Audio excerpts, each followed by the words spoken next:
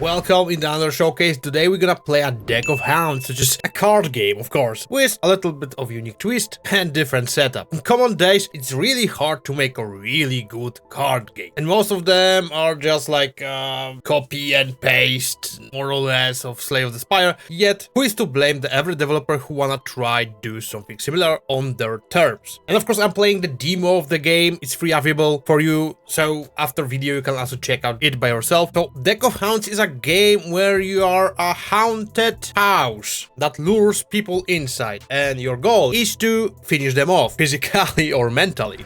In the demo you only have the tutorial explaining you what you have to do until you gonna fail, because sooner or later you're gonna just fail. And the condition that needs to be met to make you fail is that the people from entering your house needs to get inside the room of the heart. This is your heart, this is the most precious place. To be honest, from my perspective, this game is a little bit like a card game mixed with a tower defense title, because you expand the area here of your house and try to prevent people from getting to the herd room. And you have multiple tools to do that. Of course, you're gonna obtain new cards with new specific skills, traits, and powers. Anyways, we're starting with a simple, straight like in line one house design. And we have a first inhabitant, which is John. Oh, poor John, you don't gonna survive for long. Anyways, John currently is a basic human being. He has nothing in his life. He's nobody.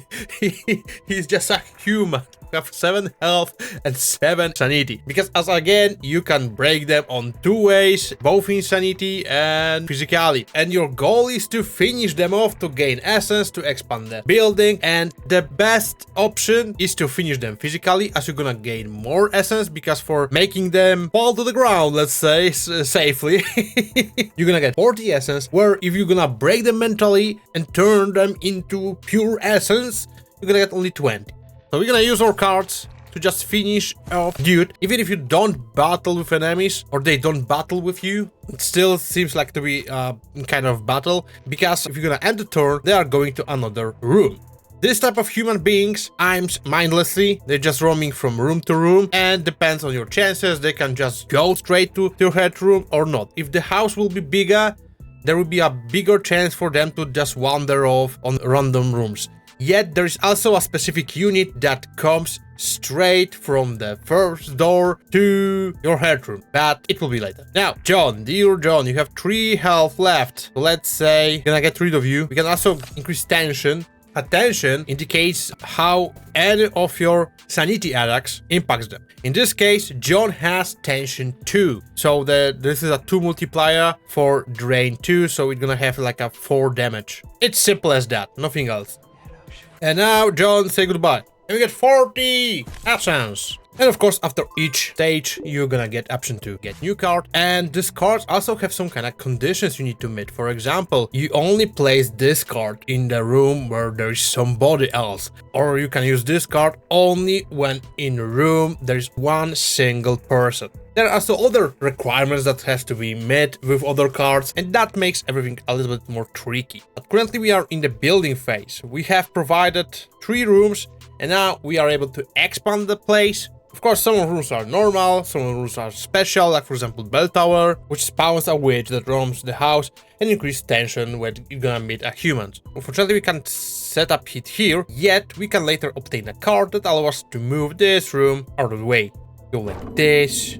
There's also another tricky thing, that the farther the buildings or your rooms are from the herd, they also consume more energy to place them, so you have to think strategically how to build your house. Oh, and also there's one tricky thing, that you don't wanna your humans to run through your house. And you can make them run for their lives if they're gonna find a, for example, body of finished off human. And what's gonna happen if they're gonna run? Well, another group of people that will gonna come to your house, they will be stronger, tougher, and harder to beat. Anyways, we have multiple tools. For example, we can use this shifting hallways.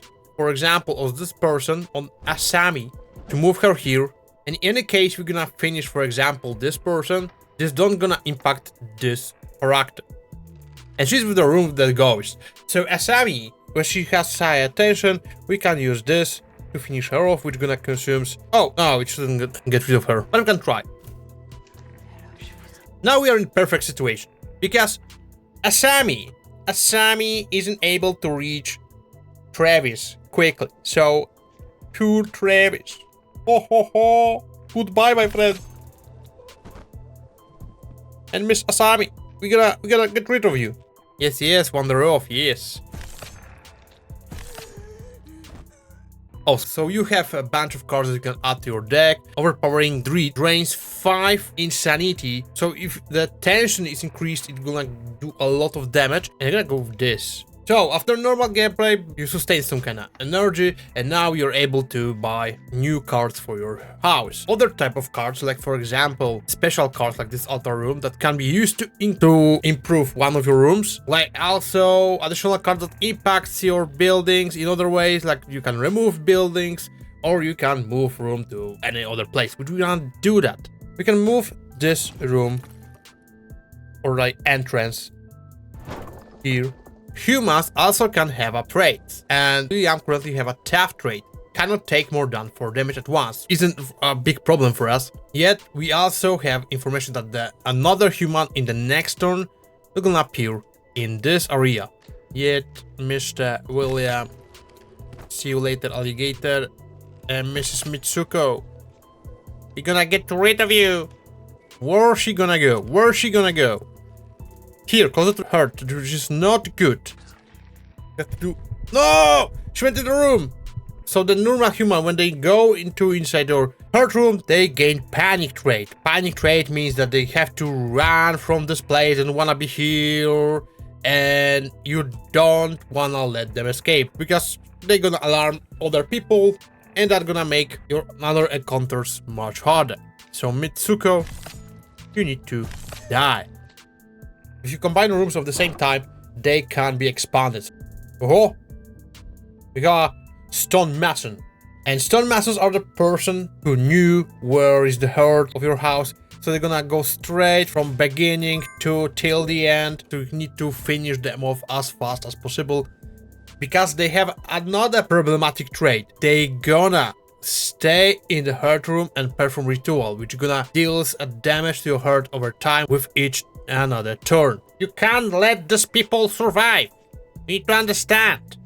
Anyways, I like how the game looks because it looks really nicely. And I think the idea is fun. You're not battling enemies yet, you are just battling people.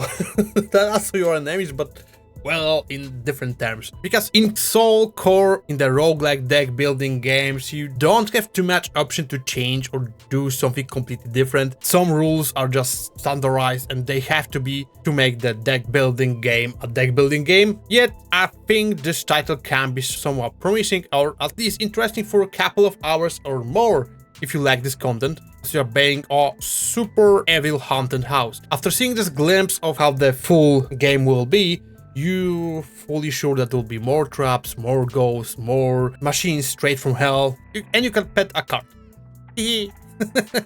So anyways, this was a Deck of Hounds, a cool title, and I saw a lot of people are interested in this project, and I'm sure you too. I can't say it's a most amazing game on the planet, yet this was just a demo, so maybe it will be. Who knows? See you next time. I was Mardax, your indie game reviewer or showcase or whatever, and bye.